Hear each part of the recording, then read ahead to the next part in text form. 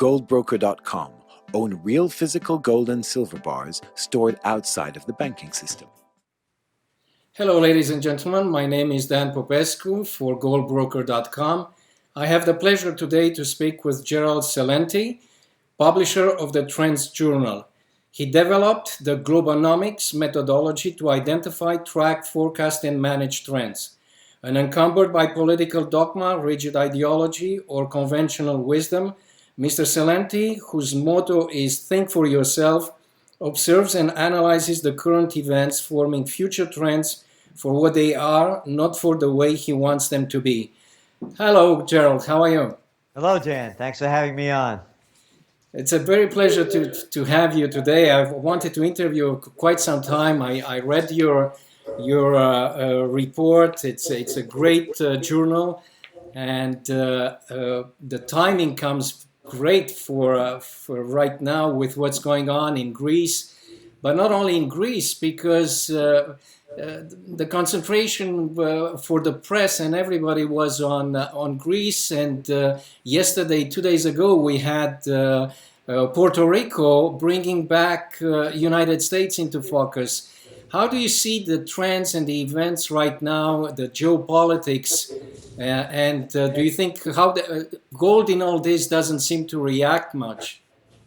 No, gold isn't reacting much. And there's one other story that's not making the news very much, and that's the Shanghai index. You know, it doubled in a year, and then just over the last week and a half, it's down 20% plus. And that's not in the news.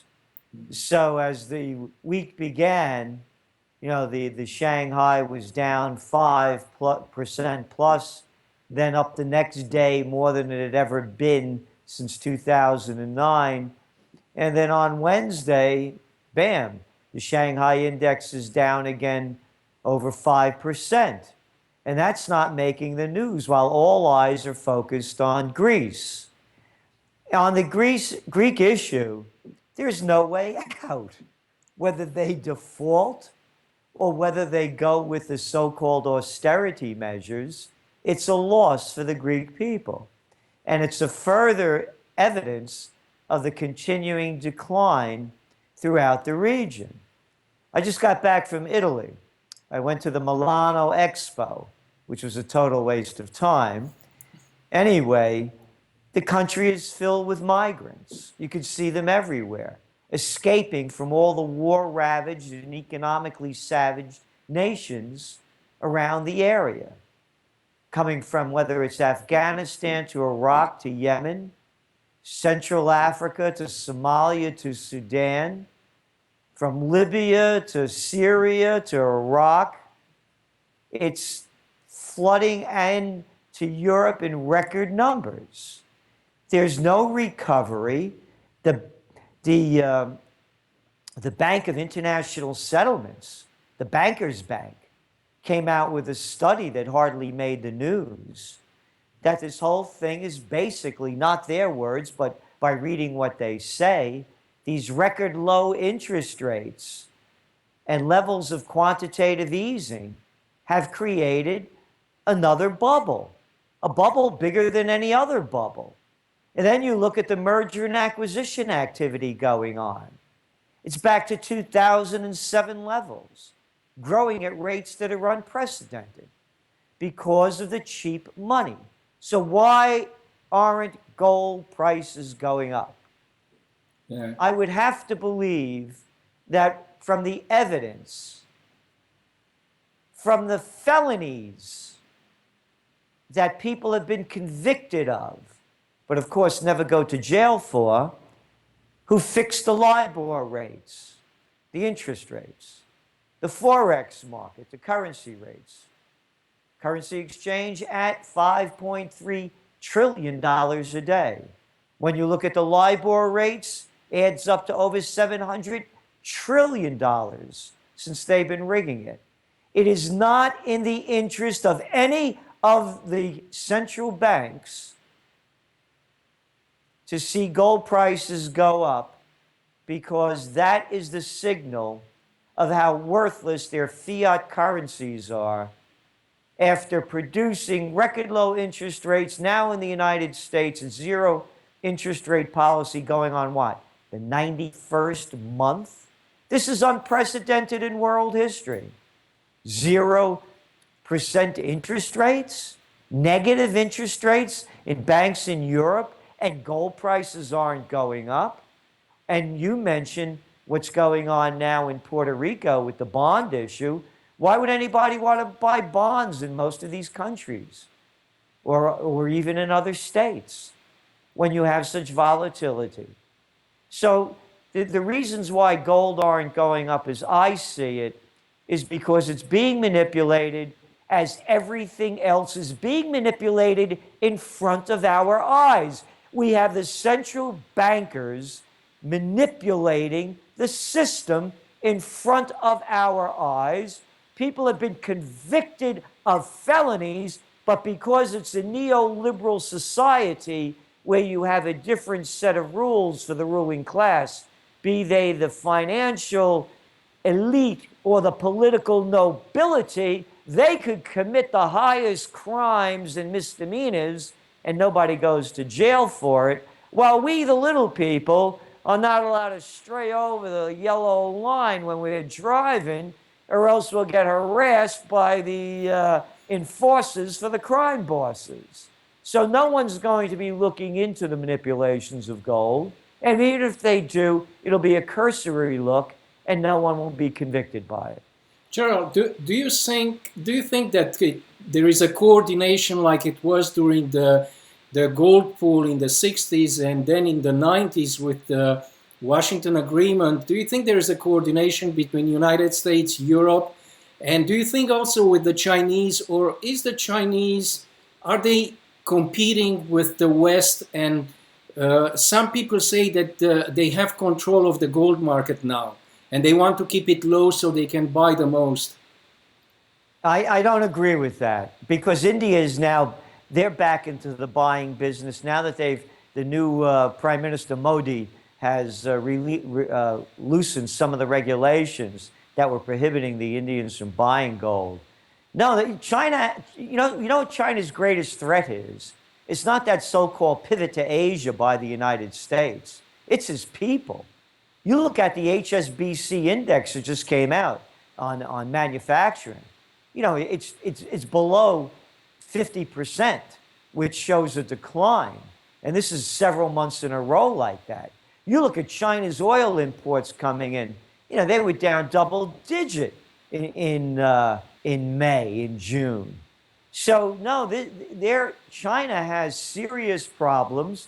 They're doing everything they can to prop up these markets. You go back to last Friday when the markets were down again some 5%. And then they do it every weekend virtually. They come up with another scheme in China. Again, all the countries do it. They wait for the weekend.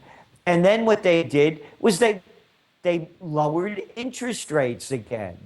And what did they do? They flooded more money into the equity markets through other companies. And that's, by the way, what happened yesterday. We do Trends in the News each weekday night as part of the subscription to the Trends Journal. The Trends Journal, of course, the magazine that you have is a quarterly. We do a digital monthly and a weekly, this week's trends, but we do a Trends in the News each night. And I read from Global Times how much money flooded into the markets in China on Tuesday at unprecedented rates, and they pinpointed it back to the government, funneling it in through one of their organizations that are a front for them, posing as, you know, some kind of big company. So no, China is they're all in trouble. The world is in economic trouble like we have never seen before because of these low interest rate policies and the funneling in of countless trillions of dollars through schemes undreamed of, whether you want to call it Abenomics, quantitative easing, or whatever other name you can make up. Gerald, a question I always wondered, Uh, we had before hyperinflation in Germany, in Zimbabwe, in my country, Romania, or country of origin, uh, but they were always in some country. There was some alternative, like the Germans could use the Swiss franc or the British pound. This time around, it seems like it's going to be kind of how do you see if there is a global hyperinflation where the whole world, because it seems to be enormous right now? It's very important to look at what inflation is, and there are two definitions of it. So, for example, it's inflation when there's a supply and demand issue. There's more demand than supply, and that drives up inflation because everybody's bidding for the product and the cost of the product is going higher. The other inflation, the one you're talking about, is really more of a currency devaluation. The price of the product is still the same. It's just that the value of the currency has gone lower. So what you have is also in this kind of atmosphere is a deflationary atmosphere because you have more supply than demand. And that's what we're looking at, and that's what's holding back this cycle of a currency devaluation and costing more to buy that product because there's so much product on the market. Look at oil. Look at iron ore. You could buy a ton of cabbage in China cheaper than you could buy a ton of iron ore. So you have these imbalances that are happening because of all of the over mass production when the fake recovery took place. And that's why you're seeing deflationary prices that are also keeping the currencies in check. A matter of fact, look, you name any of the exporting nations that are rich in natural resources, and Brazil is one of them. They're back in a recession. Look what's going on in Australia. You know, look at the Australian dollar declining because their natural resource. If the United States and the Europeans aren't buying stuff, China's not making it, nor Indonesia or anybody else, Vietnam. And if they're not making it, the natural resource-rich countries aren't exporting what they have. So that's why we're not seeing that hyperinflation, I believe, like we've seen it before. Saying that, however, I believe you're going to start seeing it pop up in countries where they're, particularly the newly developing nations, that were juiced by these record low interest rates, all of the hot money flowing in, and now as things decline, they have to pay back their debt in increasing value of a dollar. That's where I believe you're going to see the rise of inflation and devaluation in currencies. Gerald, how do you see what's going on now with the SDR? It seems China wants absolutely to be in the SDR. United States hasn't said much. If they favor, they seem to be accepting it, but not really opposing it, trying to find excuses. How do you see the SDR? Some people say it's still paper money. Will they get together and get an agreement, or would the Chinese link it to gold? You know, I don't know. I really don't. I don't have a good take on it. And I don't like to speculate on things that I don't have a good feel for. But overall, they're loosening up, whether it's in the IMF, the World Bank, any of them. They're doing more and more to accommodate China. And China cannot be ignored anymore. And now, of course, with China setting up the Asian Infrastructure Investment Bank, the AIIB, and it being very successful in its early stages as a counter to the World Bank because of the restrictions they've had on China, and including the IMF, you're going to see more and more, I believe, cooperation with China on the monetary front than antagonism. The last question that I want to ask you is about the possibility. There is a lot of talk on the internet about banning cash, confiscation of gold, but especially of banning cash. We've seen regulations introduced in Europe for the movement. We've seen the mother of a famous football player in Spain being arrested because she had something like $50,000 in cash or euros going back to Portugal. How do you see, there is a lot, Mr. Rogoff, I think, the economist, is proposing to control and to ban some form of a ban on cash. How do you see that? It's moving more and more in that direction. There's no question about it. You know, I mentioned I just came back, from Italy. And what happens there, I have a cousin that lives there part of the year. And he bought a bottle of champagne. And then he went back in. And he said, gee, I got picked up the wrong bottle and wanted to exchange it. He couldn't. The shop owner started giving him a lot of problems because she had to already report that sale. Everything is being reported. Everything is being monitored. There's very, very little free flow of cash anymore. And what's also going on is the psychology of new generations are used to being monitored, whether it's by the NSA or by any other government. They're used to an internet world of all information being wired rather than real. It's going definitely into that direction. As for the confiscation of gold, I don't believe it will happen this time for a couple of reasons. Number one is that the people that buy gold know the story. They remember what happened in 1933 when Franklin Delano Roosevelt confiscated the people's gold under the act of saving the country from a decline. What was really going on, the runs on the bank were that you could turn in a dollar was backed by gold, and get that equivalent in what gold was pegged to. In those days, I think it was about $22 and something cents per ounce of gold. After they got in all the gold, they repegged the price to $35 an ounce, which means that people who were forced to turn in their gold lost about 70% of their purchasing power relative to gold. Thus, a depression, a deflationary period. It was a devaluation of the currency. This time, the people that buy gold know the story, and it's going to be very difficult for the government to get their hands on it.